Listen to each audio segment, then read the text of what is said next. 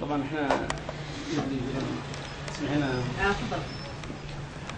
بسم الله الرحمن الرحيم. وطبعا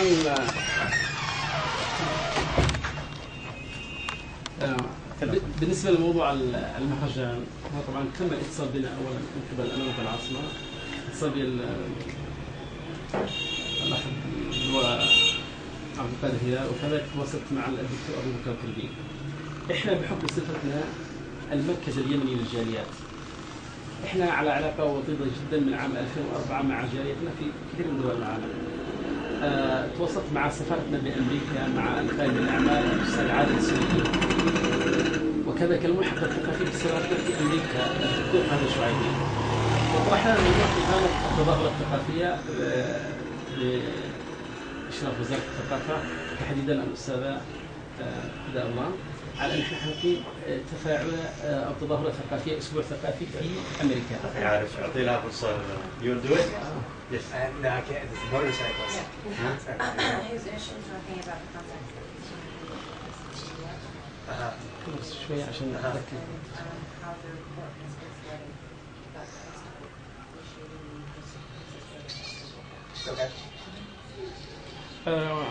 طبعا انا تواصلت مع الاستاذه هدى، طلبت مني تصور بصفتي رئيسا للجاليه، عملنا لها تصور بسيط جدا، بحيث احنا في المركز هدفنا اقامه مهرجان ثقافي يمني بحت، من اجل نقل صوره رائعه عن اليمن وحضارتها وثقافتها الرائعه جدا.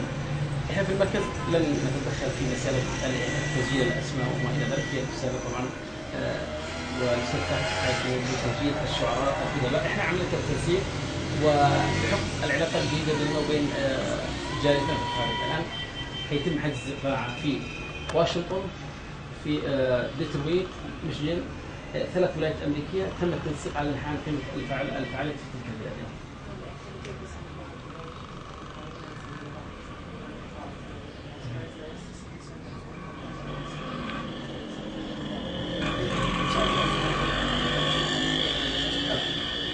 سفارتنا بامريكا اخبروني واعطوني الارقام الخاصه بسفارتنا في واشنطن انهم سيتخاطبون ايضا معكم برساله من هناك بالتنسيق، لانه نحن على تنسيق كامل بيننا وبينهم.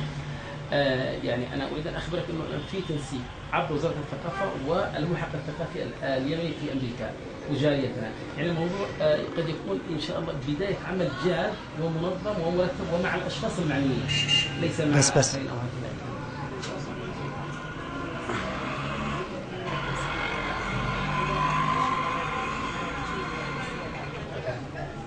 There's a very rich coordination between us and also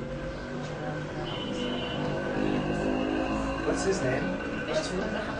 المحقق نعم موجود رقمه. فهد ولا الدكتور فهد الشعيبي.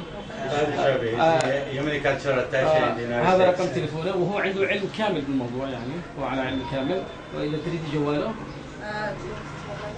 No, I was just wondering if it's the same person as with the article.